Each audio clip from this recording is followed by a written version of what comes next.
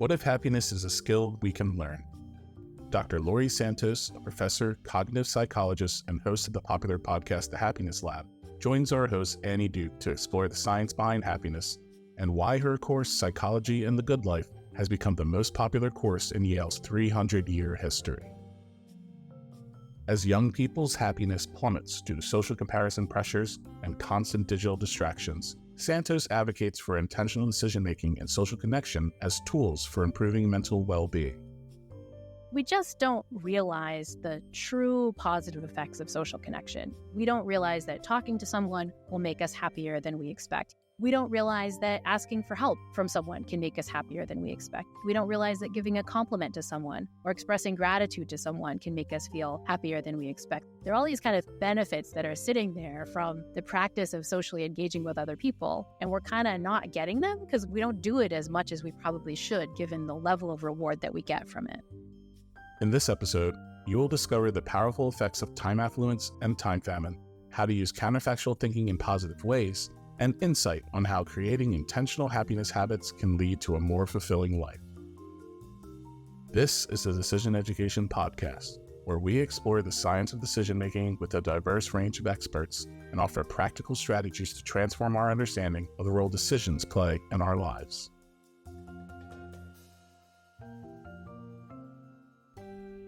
This season of the podcast is brought to you by First Round Capital. I am so excited to welcome my guest today, Laurie Santos.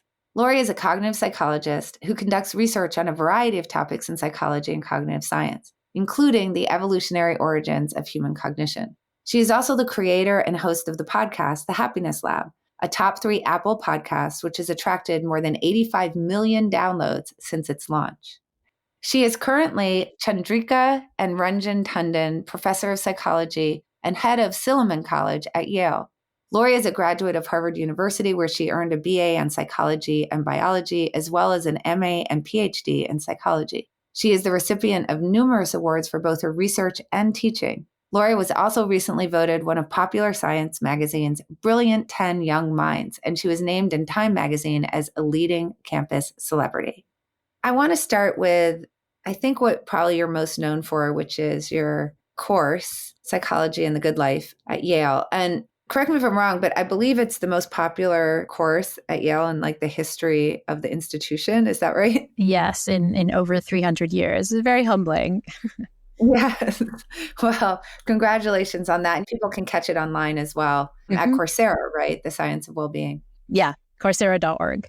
So you are teaching students how the science of psychology can help them to learn to make better decisions and live a happier life. Can you talk a little bit about what you think, besides your fabulous teaching ability, why you think the course is so popular? Yeah, I think these days students at Yale and just young people generally are really struggling when it comes to their happiness and their mental health, right? If you look at the national statistics, it's pretty harrowing. Right now, nationally, more than 40% of college students report being too depressed to function most days. More than 60% experience overwhelming anxiety. More than 1 in 10 has seriously considered suicide in the last year. When I first started to learn these statistics, I was like, whoa, I had no idea it was this bad. And so I think part of the popularity of the course is just students looking for solutions, right? They don't like this culture of feeling so depressed and anxious. And I think they wanted some strategies they could use to feel better. But I think another thing that the popularity of the course shows, which I think is kind of really in line with this podcast, is just the idea that people are voting with their feet. They really want an evidence-based approach to kind of engaging with their mental health. They don't want a bunch of platitudes. I actually just saw something, online as one does. I think what it was saying was that there used to be kind of a U-shaped curve in terms of happiness, where young people were happy, older people were happy, middle-aged people were kind of unhappy. And now that younger part of that curve has been depressed. Yeah, definitely. And then in fact, there's really nice data that have recently come out from the annual World Happiness Report sort of supporting that. So historically, people have thought about happiness as having this U-shaped function where young people are pretty happy, kind of goes down as you get to middle age. The nadir, by the way, it kind of varies depending on the survey, but it's around 48.6. That's the lowest point of happiness, which is exciting for me because I'm about to turn 49. So I'm I've passed it. I'm going back on the upswing.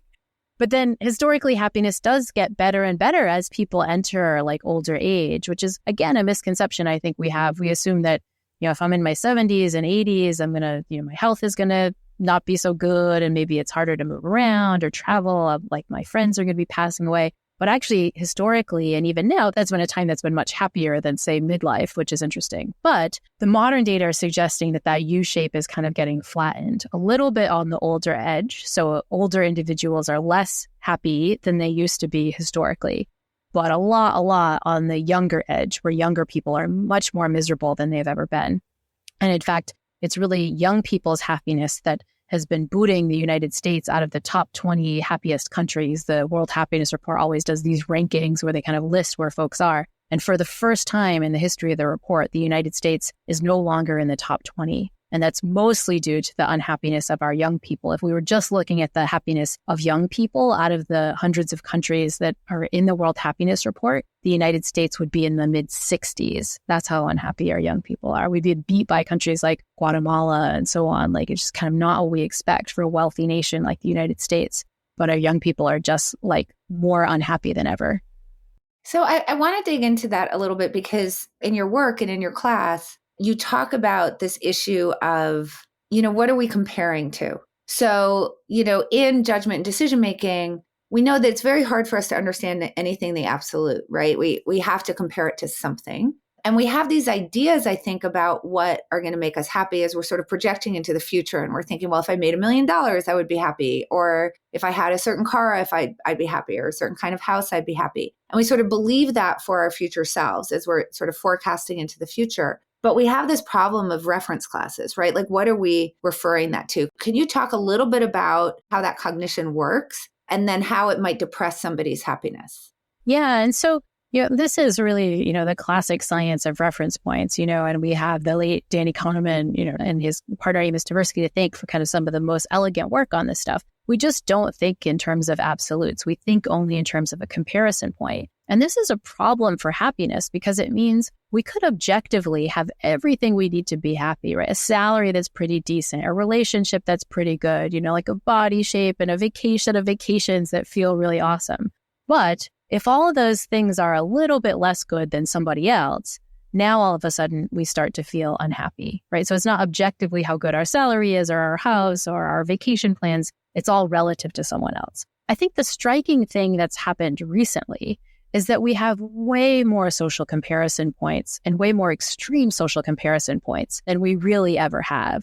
I think back to my days in college and, let's take just one thing you could compare socially on, like say, how my body looks and what my clothes look like, right? Like I had some social comparisons. I would pull out like 17 magazine and I would flip through it, but then I would close it and I would walk away, right? It was a magazine that didn't have the amazing Photoshop tools that we have now. It wasn't a device that was dinging in my pocket with, pictures of people on Instagram and TikTok that look amazing, right? The kind of social comparison we can do now is just so much worse than it was before. And I think one thing I talk about with my students in class is that, the way our reference points work is you don't get to pick your reference point, right? As soon as you see a reference point, it's going to become your comparison point, whether you want it to or not. And we're much more susceptible to reference points that make us feel bad, that make what we have look like it's sort of worse or a loss, than we are to reference points that make us feel good.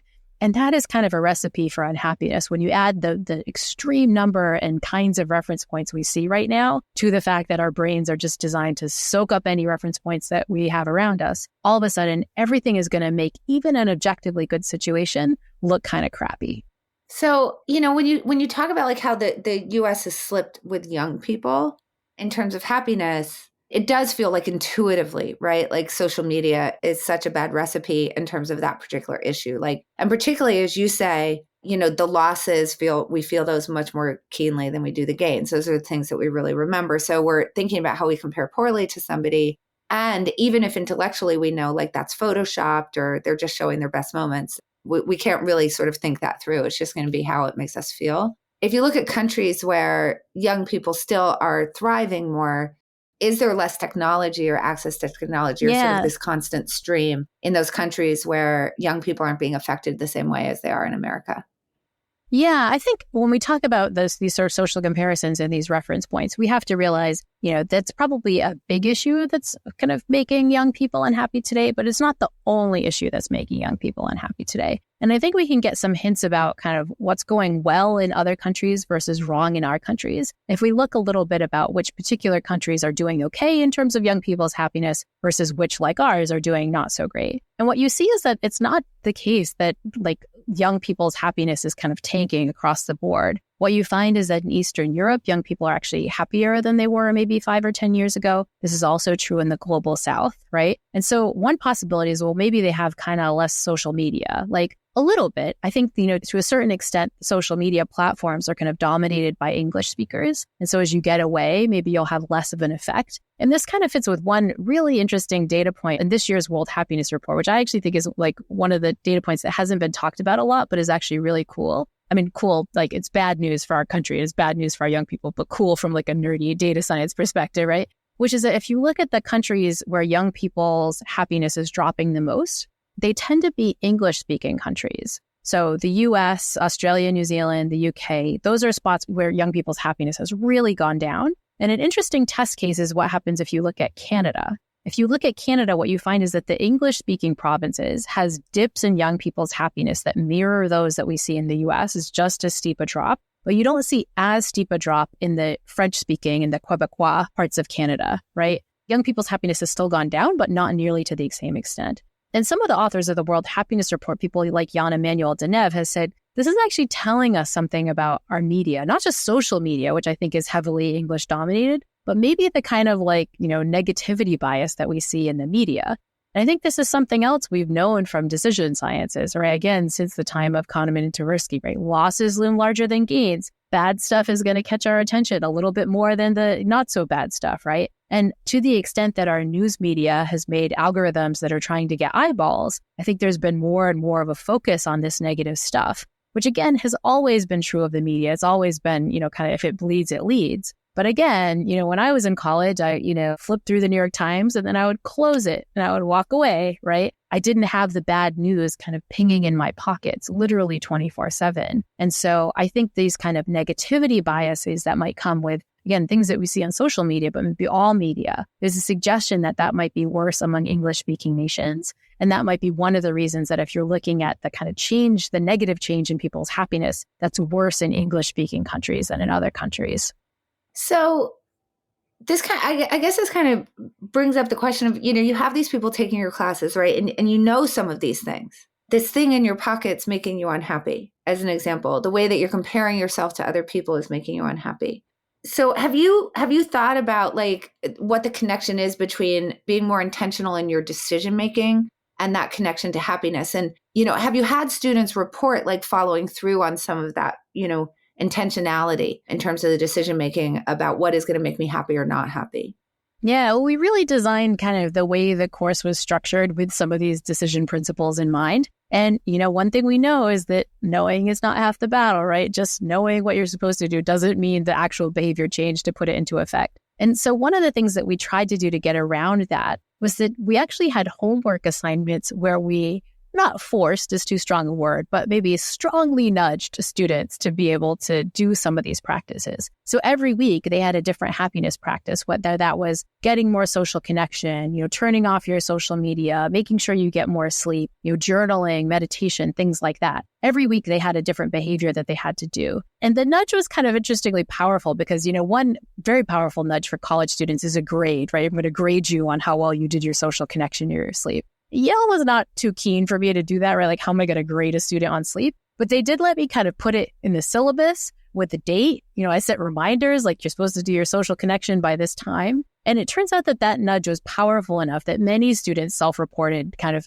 putting these behaviors into practice, right? And the evidence seems to suggest that we've been able to collect so far is that the act of putting this stuff into practice matters.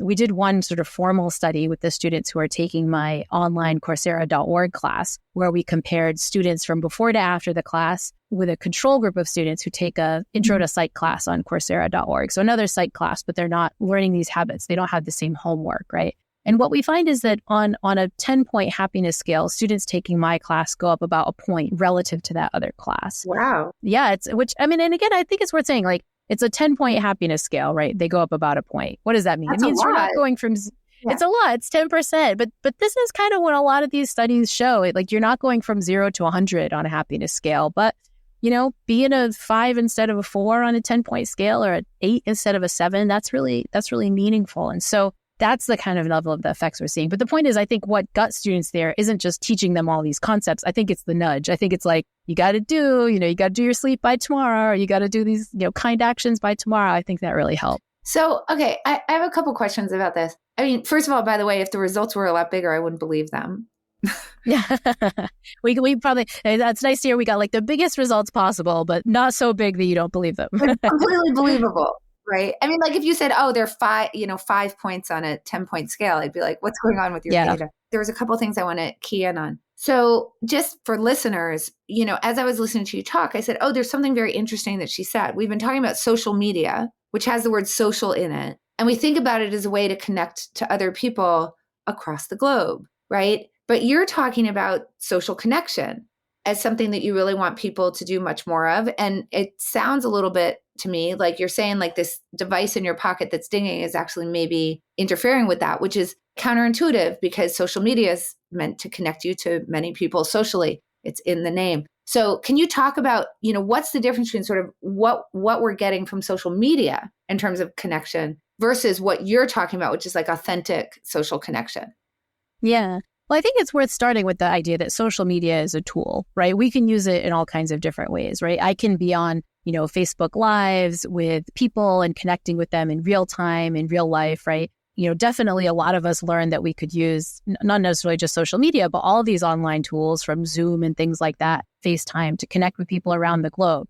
Think back to, your holidays 2020, and I bet a lot of people are using these technological tools to be social because we didn't really have any other way to do it. But that raises a question of like, what do we need psychologically for a tool to feel social, right? Like, what are the kind of parts of social nutrition that we get from social connection? And how can we do that in best practices online? And I think work by people like Nick Epley and others has shown that one of the big things is that we need to be connecting with other people in real time. It doesn't have to be in real life. It has to be in real time. So the kind of connection that you and I are having over our little podcast app is in real time. Like, I'm seeing your expressions, you're hearing my voice, I'm able to react if you laugh or, you say something back to me. That is pretty nutritious socially. It's not as good as, hugging your mom on when March of 2020, right? We can do that, but it's pretty good, right? It gets us a lot of the way kind of in terms of our social nutrition. What doesn't work is when we connect socially in real time, right? So I text you and 5 minutes later, you text me back, right? Or I read something that you wrote on Instagram and I click like on it, right? Those things I worry are kind of like the NutraSweet of social connection. They almost feel like they're social, but we're not kind of getting the good psychological juice that sort of comes from it.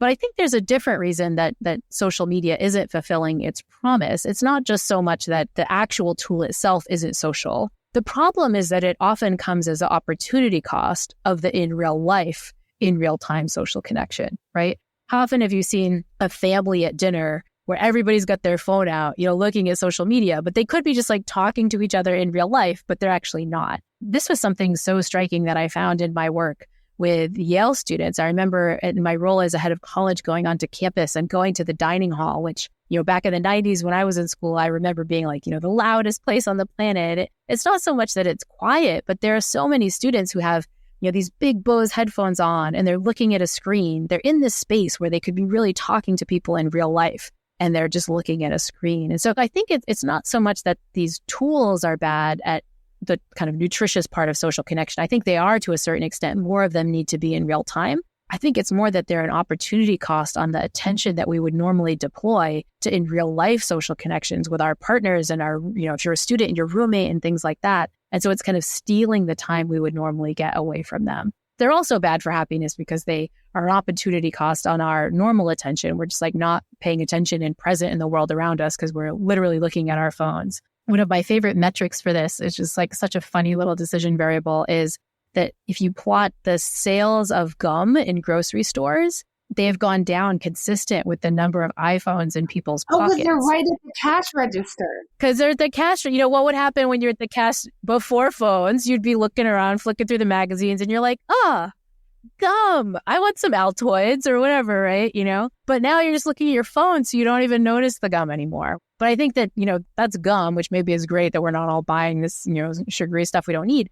But that also is like the smiling person who's looking at you back from the cash register, or the other people in line, or just the fact that it's springtime out and it's beautiful and there's flowers that you could notice, right? It's our boring little thoughts that allow us to make these connections and mind wandering where we think of new ideas. Like there's a big opportunity cost of staring at that screen that we don't notice. But yeah, I love the gum metric, which is it's a funny little nerdy example, but so telling, right? I assume one of the things that you're teaching your students is talk to people. Yes. Like if you're sitting next to someone on a plane, talk to them. Literally just talk to people. Yeah. And trying to overcome this sort of broader bias that researcher Nick Epley, who's at Chicago Booth, talks about a lot, what she calls under-sociality. Like we just don't realize the true positive effects of social connection in so many different domains. We don't realize that talking to someone will make us happier than we expect. He has these data that if you talk to a stranger on a train, you wind up feeling happier. We don't realize that asking for help from someone can make us happier than we expect. We don't realize that giving a compliment to someone or expressing gratitude to someone can make us feel happier than we expect. There are all these kind of benefits that are sitting there from the practice of socially engaging with other people. And we're kind of not getting them because we don't do it as much as we probably should, given the level of reward that we get from it. So I guess this brings me to sort of a core question. Like, do you feel like happiness is a skill?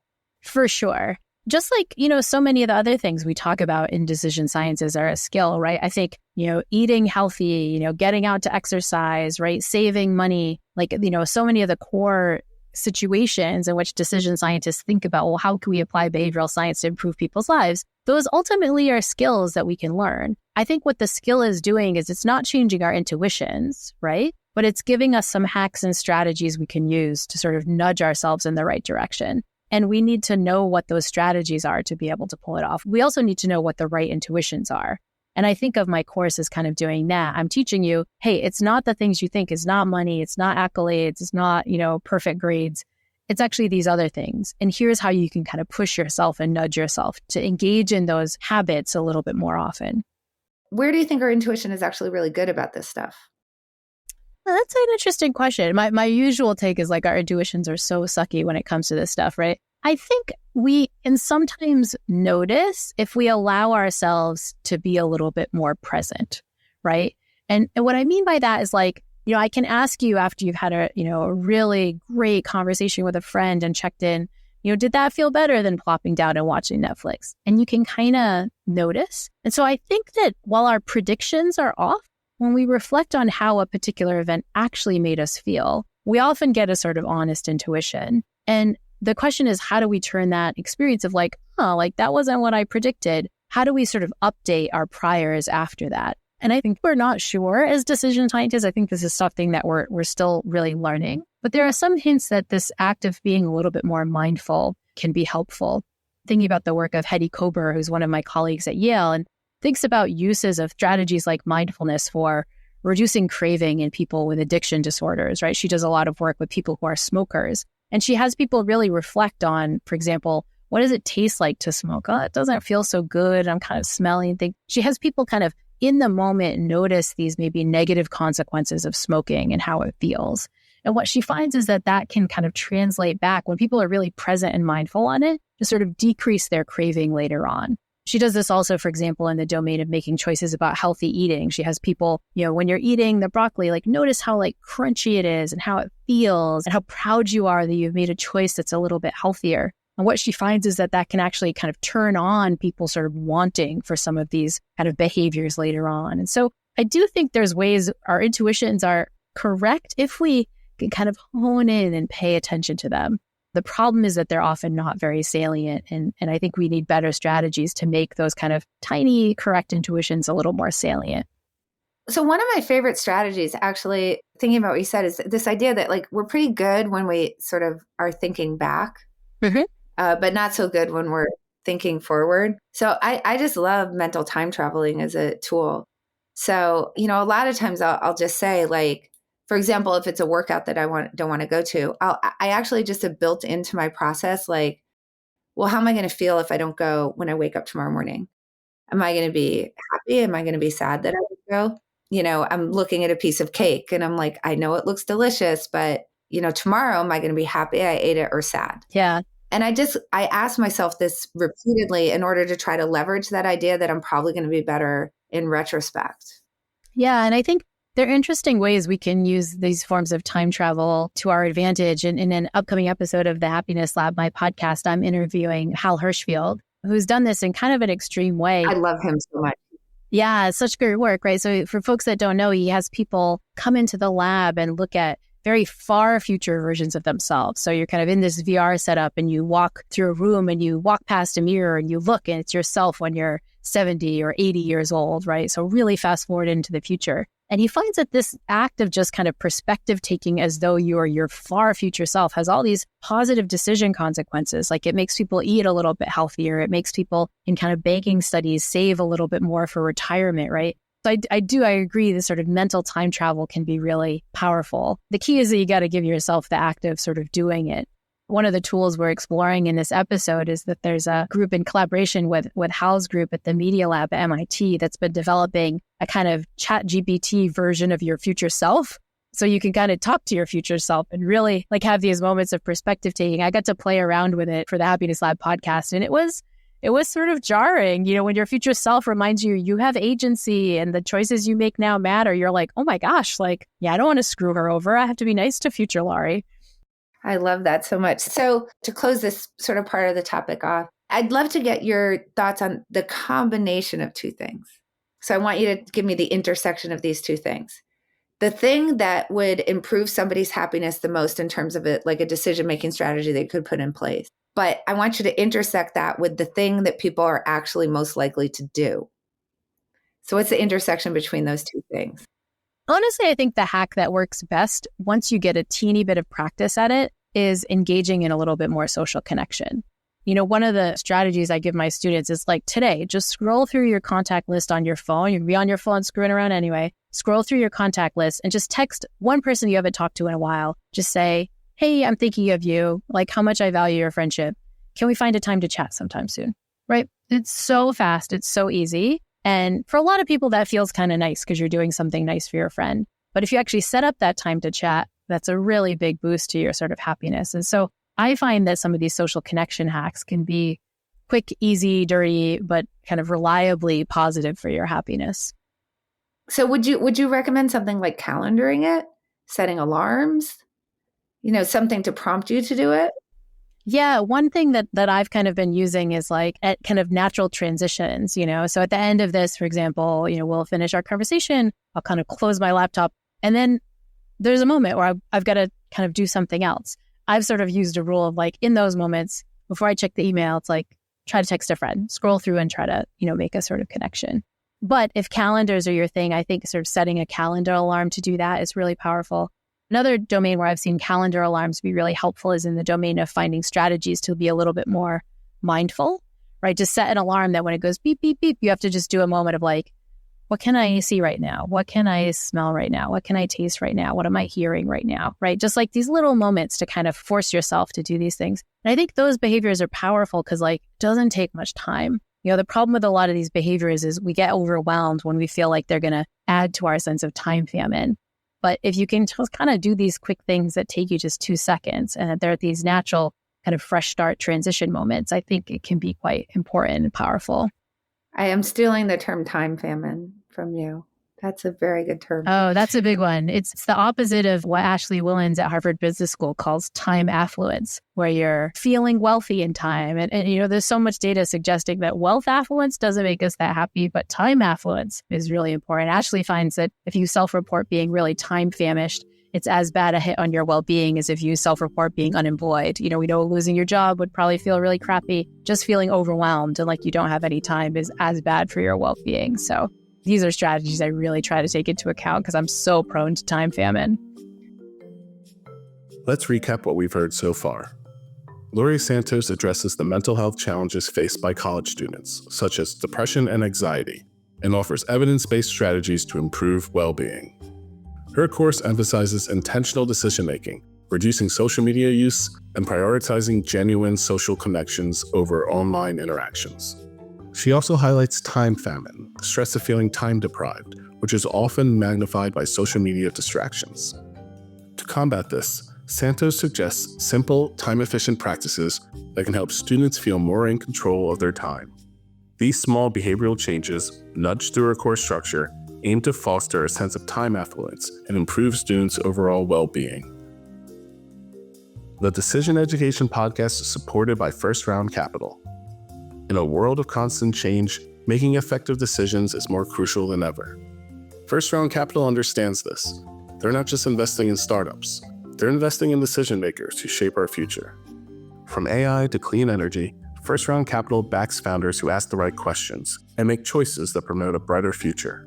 Learn more at firstround.com and see how better decisions lead to better outcomes. So I'd love to just, from your own work, how much of this is the kinds of mistakes that we make in decisions, just humans sort of making themselves unhappy somehow through the environments that we've designed, as opposed to just kind of how our brains are built. And so we need to implement strategies to try to make that better, but it's not something that is uniquely human.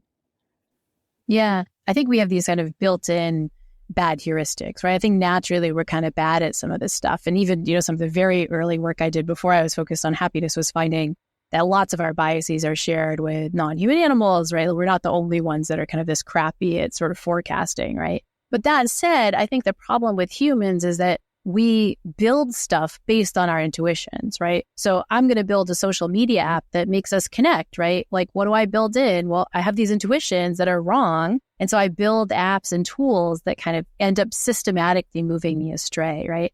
I think a lot about this in the domain of this under-sociality, this Nick Epley term that I mentioned before. We don't recognize the importance of our social connection. All these new apps that we build, from something like Uber, where I don't have to talk to a cab driver. I just put the destination. I don't even have to have the normal conversation. I just get in the car and they know where to go. To apps that are very convenient, like, maybe something like Instacart or something where I can buy groceries online, or Amazon, where I just ship all my stuff to me without having to go to a store. All those things are very convenient, but they might be systematically taking human interaction away. Even something like our music, I remember, I'm old enough to remember the days where you'd go to somebody's house and you'd see their CD collection and you'd talk to them about music. Now it's kind of private, it's like this little Spotify list on my phone. You might not know from even visiting my house what music I'm listening to. Where do I get my music recommendations? By and large, they come from whatever algorithm Spotify is telling me to buy. We're even moving school online and away from classrooms in lots of these interesting ways. And so there's some evidence that the tools we're creating are kind of following the intuition about how much social connection we need. But because those intuitions are wrong, we're kind of systematically eliminating social connection when we need it most. The musician from the Talking Heads, David Byrd, writes a lot about kind of technology and things. And he has this great article on what he calls eliminating the human, where he basically claims that so much of our technology is built to take the human away. And what are the sort of psychological consequences of that? That's not good. And so I think it is the case that we're designing new environments that don't recognize what really matters for our happiness. And we're kind of messing things up. The same about something like social media and TikTok, right? I don't think the designers of these tools were thinking, let me build in all these kind of reference points that make both people feel totally crappy about themselves. Although bracketed, they might have been thinking that because that is what gets them advertising revenue, because we tend to buy stuff that makes us feel better with these reference points. But the idea is that we're building these technologies that don't really understand what we actually need, what will actually make us happy. And that means we might be creating environments that are making us act more and more astray from what really will matter for our well-being. Now I'm just thinking about the trade-off between efficiency and, I guess, connection impoverishment. Because you don't really think, it's not such a big deal that I'm using DoorDash as opposed to calling the pizza place. It's when I'm wandering through a store, it's not like I'm talking to everybody in there.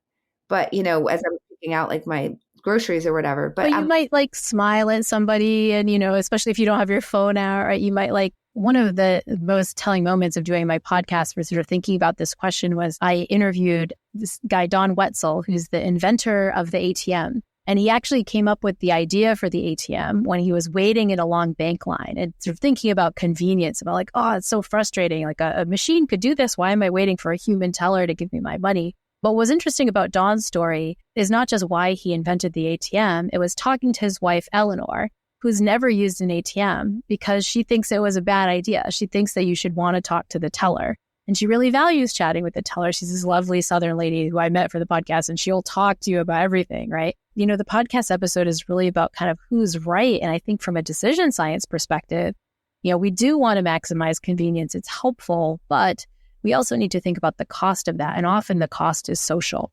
I really like this idea of like being intentional around the trade-off between efficiency and social connection. So maybe you're using an ATM at some point, but or sometimes you're going into the bank teller, although I'm not sure how much that actually exists anymore with online banking.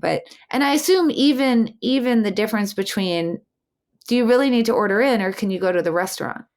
Exactly. Yeah. And so I think these are just the trade-offs we need to think about. But to recognize the trade-off, we need to understand how valuable these little social connections are. I think when we hear the ideas like, oh, social connection matters, we think it's with like our friends and family members. But work from folks like Nick Epley has really shown that like it's not just the people that we're really close to, it's those weak ties that actually matter for our social connection a lot. It's like chatting with the barista at the coffee shop, or like smiling near somebody in line, or sort of sharing that moment where you're walking down the street and you both notice something together and you kind of laugh. Like those are the things that really matter for our positive emotion, and we kind of get rid of them at our peril. Liz Dunn has these lovely data. You put people in a waiting room and you look at how often they smile at one another. And those that just have their phone in range wind up smiling. I think it's like 30% less than those that don't have their phones around them, right? These simple kind of little mini acts of social connection, these sort of micro moments of being social with one another. I think we're losing those a lot because of our devices. So I'm just assuming that you're a fan of some of the phone free in school movements. Yeah. And I think, again, it gets back to my sense is that a phone is a tool, right? So can we get the good parts of the tool without some of the nasty parts of the tool? One of the things I've seen pushed for online on Twitter, folks like Abby Marsh and others have been kind of pushing for this, is, you know, just like we have airplane mode on phones where we can kind of shut off the kind of Wi-Fi technology so it doesn't mess with the planes, could we get like school mode on phones? Right, where the phone is allowed to make a phone call. So a parent can call you if there's some sort of emergency. Maybe I can let you use your calculator, or if there's some tool that I need you to use for school, we can keep those. But we don't let kids browse the internet or look at TikTok or look at Instagram, right? We don't let their notifications pop up to sort of steal their attention, you know, from whatever they're learning in school, right? I think we can find ways to not like ban technology and get rid of it completely, but to use kind of what technology is good at, which is to like find ways to make the technology even better, right? So that it's kind of doing the stuff that we really would want it to do. I love that idea. And hopefully it would also know what location you're at. So it would automatically put you into that mode. Exactly. So your parents would know where to pick you up. Exactly. We get all the good stuff, but none of the bad stuff. Because the problem is that like, it's hard. You know, I've talked to Nick Epley about this, who for a while had a like flip phone, you know, and he was like, ultimately in the modern life, it was too hard. You know, I'd go to a conference and I couldn't like call an Uber, or I couldn't look at directions, or, you know, I couldn't like text really quickly if I needed to get in touch with somebody. Like there are good parts of our phone too, but we want to kind of make sure that we're getting all the tools that we need, but kind of avoiding some of the tools that steal our attention and that kind of make us focus on negative stuff that maybe we didn't need as much. So, I mean, you've done some work on counterfactual thinking. I find it fascinating. I'd love for you to maybe talk about it, because it's not just that we might compare ourselves to actual, like real things that are occurring in the world that we may, in our minds, we may compare poorly to. I want to say in our minds, because I don't think it's necessarily true that we do. But it's not just that. It's also comparing ourselves to imagined alternate realities. So, yeah, I mean, can you talk a little bit about like sort of what is that? Why does our mind do that? And to your point about good and bad things, what's the good thing about doing that? But then how does it negatively impact our happiness? So what's the good and bad of counterfactual thinking? Yeah. I mean, I think the good of counterfactual thinking is like we get to think about all these worlds that aren't necessarily here. You know, every good, like, you know, kind of cool feat of engineering that humans come up with, or every interesting idea probably wasn't the reality before, you know, so we needed to kind of invent something that wasn't true of the actual world to think about the way the world could be. The problem is that we often then start using that to like feel crappy about ourselves. And again, that's the power of reference points, is now it's not just the actual reference points out there, or the ones that are probably a little fictional that we see on social media. They're also the ones that we imagine for ourselves, right? So I can imagine a world where I'm as rich as Jeff Bezos, right? And just the act of imagining that can kind of make me feel a little bit crappy, right? But I think there's a real power that we can use this imagination tool for good. And this was an insight, not exactly from decision science, but actually from the ancients. I think the ancients were in some ways good decision scientists. They just didn't have the science that we had and prolific and all these tools to run their studies. But the ancient Stoics talked a lot about what they called negative visualization, which is functionally a way to imagine reference points that make you feel really good about your life.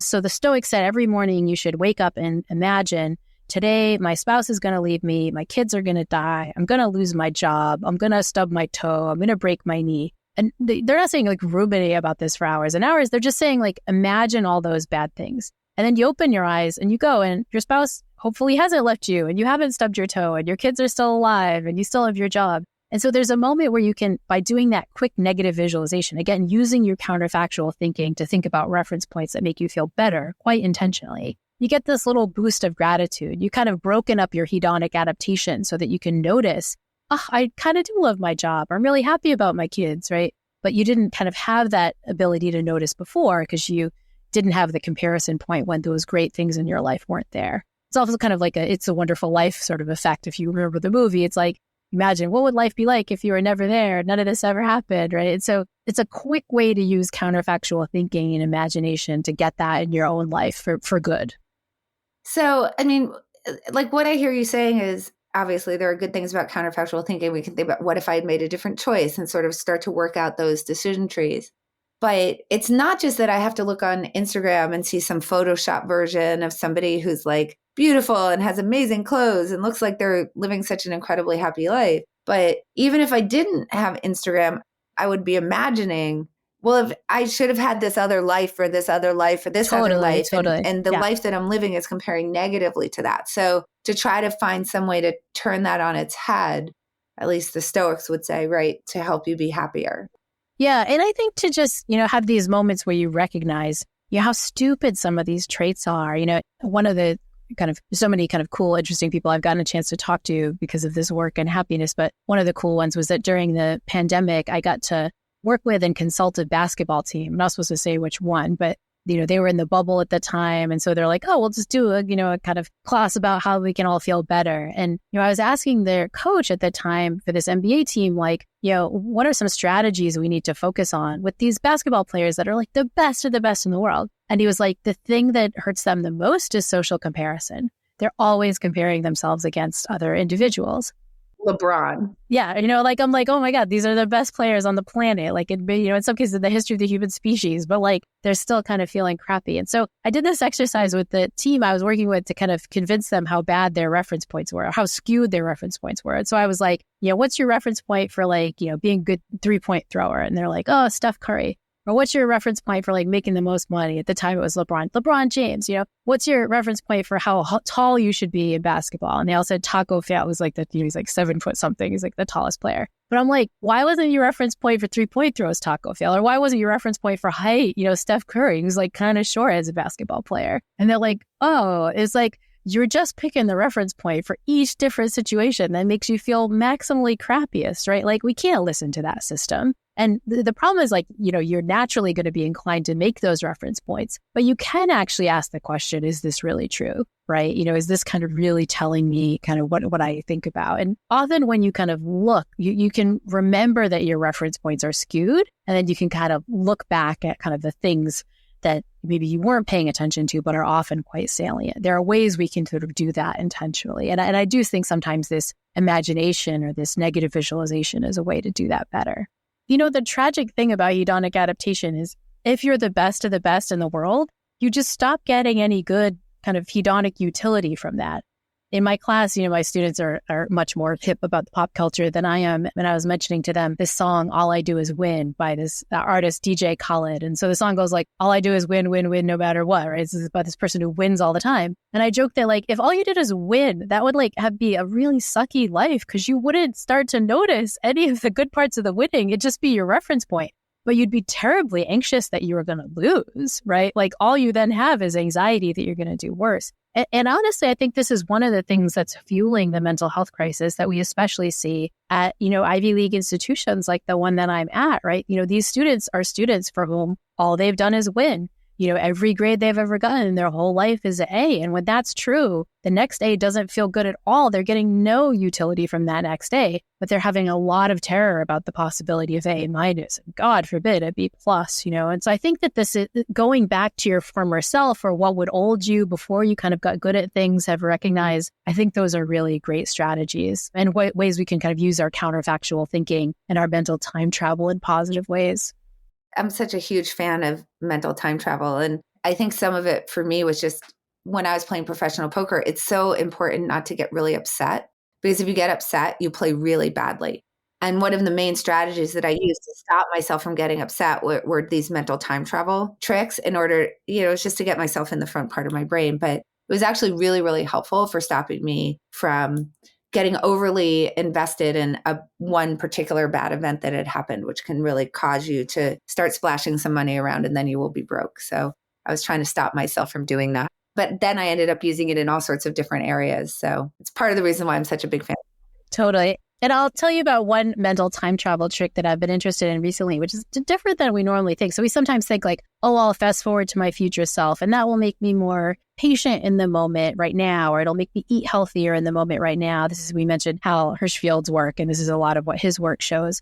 But there's an interesting way that sometimes thinking about our future self and what our future self might want, or kind of fast forwarding time, can make us do something that's a little bit more present fund oriented. So there's this kind of different bias that a lot of us have, which researchers have called hyperopia, which is that you're kind of overly focused on your future self, right? You have that nice bottle of wine and you don't want to use it tonight because you feel like, oh, tonight's not good enough. I'll use it sometime in the future. Or you have the nice outfit, or, like those frequent flyer miles that are sitting there. You could go on vacation this weekend, but you're like, no, we'll save it for something good, right? This is different than our normal moves when it comes to time biases. Usually it's like us right now, present, really good thing. But sometimes when it's like a special thing or a particularly good thing, we kind of like push it off, right? We kind of don't invest. We kind of overly invest in our future self. And sometimes we do that to our detriment, right? A lot of people's frequent flyer miles and gift cards and things never get used. Or, I, for one, got a really nice bottle of wine from my friend April for Christmas, and it's still sitting there 6 months later on the shelf, right? And so hyperopia is also a bias that I think we need to fight against. But I think there's a world where kind of fast forwarding, especially to our far future selves, will kind of help us with this. And this is salient because I was just playing with some of these ChatGPT tools where I was talking to my future self. And one of the things I realized was like, oh my gosh, I'm not going to be healthy forever.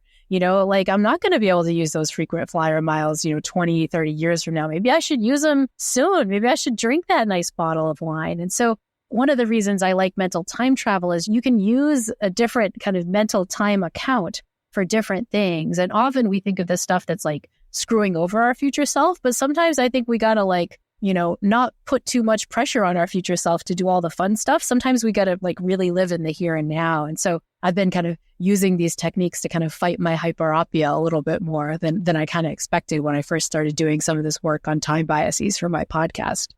What I think is interesting about that is that you're pointing out that there are different ways to screw over your future self. Totally. Sometimes we do it by not perspective taking at all. And we're like, she'll be fine. She won't have any emotions. She'll want to go on the diet. She'll be great. I'm not going to save any money. Yeah, she'll be good. My 80-year-old self is going to be so freaking sad that I didn't go to Bali. I think the big bias is we often assume our future self is going to have lots of time.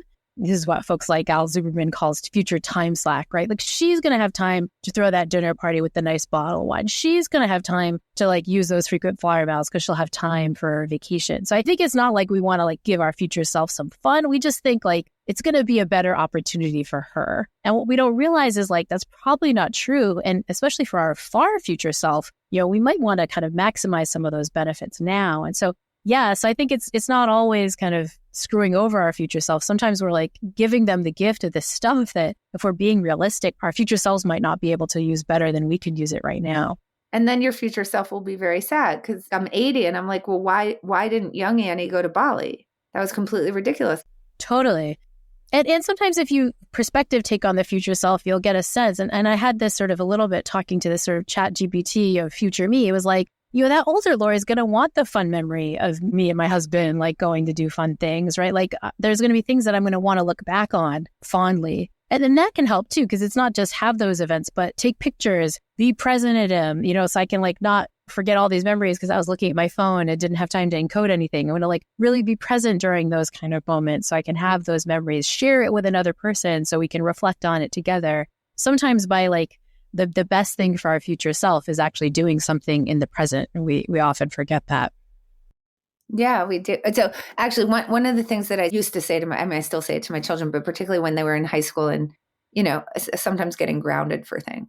And they would be very, very upset. And I would say, 40-year-old you is going to be so happy about this. This is going to be like the best story for you to tell at Thanksgiving dinner table. So just trying to get them to see like the, sort of the long game. And they would laugh. And I think it would help them be a little bit happier about it. I love that because it's yet another strategy that the ancients were really good at, right? This is in the Aeneid, he's about to tell this story of like, they got, buffeted from Troy and they were flung around and they're all, like city burned and all this stuff. And they're like, someday this is going to be a really good story is the way this starts. And of course it is a good story because we're still reading, Virgil's Aeneid, many years later. And so you're just giving your kids a strategy that the ancients knew about well too. So I love it. Yeah. Yeah. And they use it. So I've passed on the mental time travel to them. All right. So I've got a couple of closing questions, if that's okay. Sure. If you were thinking about a decision-making tool or idea or strategy that you would want to pass down to the next generation of decision makers, what would that be? Oh, I think a big one would be to value time over money, or for young people to value time over grades.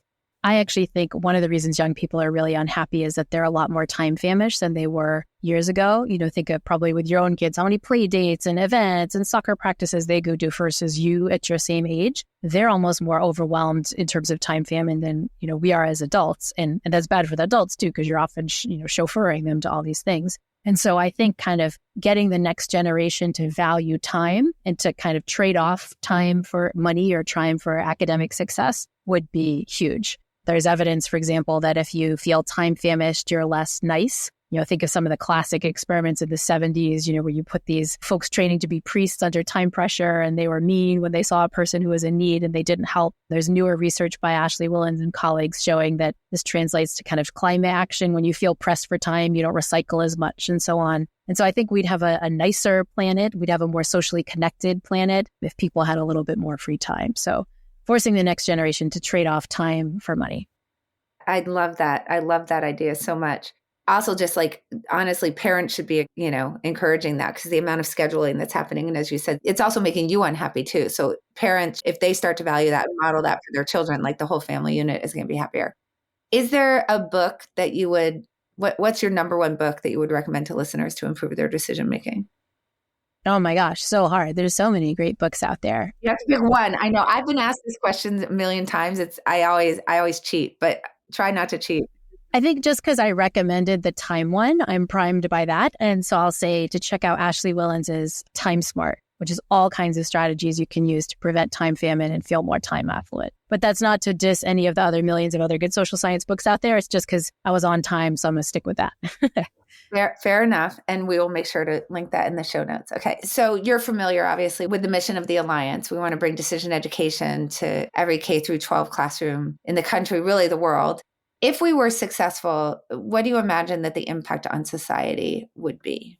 Oh my gosh. I mean, we need decision science for all the public health problems that we face as a society and as a species. I think we need decision science for all the kind of big existential problems we face as a society and as a species, like how do we become nice to ourselves? How do we find meaning and purpose in life? And I think we need decision science just to continue existing on our planet, right? Like we know the biggest climate problems, I think, are problems of human choice and human decision. And so I think training the next generation and these skill sets is going to allow them to sort of solve so many of the crises that we in the older generations haven't been able to figure or haven't been able to solve. We're kind of giving them the sort of scientific tools they need to enact the behavior changes needed to fix so much stuff. Okay, I'm going to can that and send. That was so good. Oh my gosh, that was amazing. Thank you. Good. Feel free to, patent it and use it. I'm really going to print that out and keep that as my elevator pitch. That was incredible. Really appreciate that. Okay. So if listeners do want to find out more about you, learn more about your work, follow you on social media, which obviously they should only do to become informed, where should they start? Yeah. I think you can, learn a lot more on my podcast, The Happiness Lab, which you can use on your phone, but then engage in social connection, telling people about the episodes and what you learned and so on. And if you heard about my class at Yale and were intrigued, I'd encourage you to check out the online version of that class, which you can look at on Coursera.org. The one for adults is called The Science of Wellbeing. And we also have one for middle and high school students, which is called The Science of Wellbeing for Teens. And obviously, we can find you in your local grocery store since you're not using Instacart, right? Yes. Chatting with everybody. My Trader Joe's. Calling for a taxi. We know that you're doing all of those things. Laurie, thank you so much. This has been such a wonderful and informative and frankly, incredibly fun conversation, separate and apart from just being so incredibly educational. You are so lovely. You're such an incredibly great communicator and spokesperson for just the power of behavioral science. And I'm so honored to have gotten to have this conversation with you. Yeah, thanks so much. Ditto. Thanks for all the great work you do. Here at the Alliance for Decision Education, our mission is to improve lives by empowering students with essential skills and dispositions for making better decisions. We're spearheading a national movement to ensure that decision education is part of every student's learning experience. Through this podcast and other initiatives, we're raising awareness about decision education, and we'd appreciate your support. Visit our website at alliancefordecisioneducation.org and follow us on your favorite social media platform. If you have any suggestions for future interviews or episode topics, please email us at connect@alliancefordecisioneducation.org. If you enjoyed this episode, please share it with others and leave a rating and review. And make sure to subscribe to this podcast on your favorite platform so you don't miss any episodes. Thank you for listening, and we hope you'll join us again soon.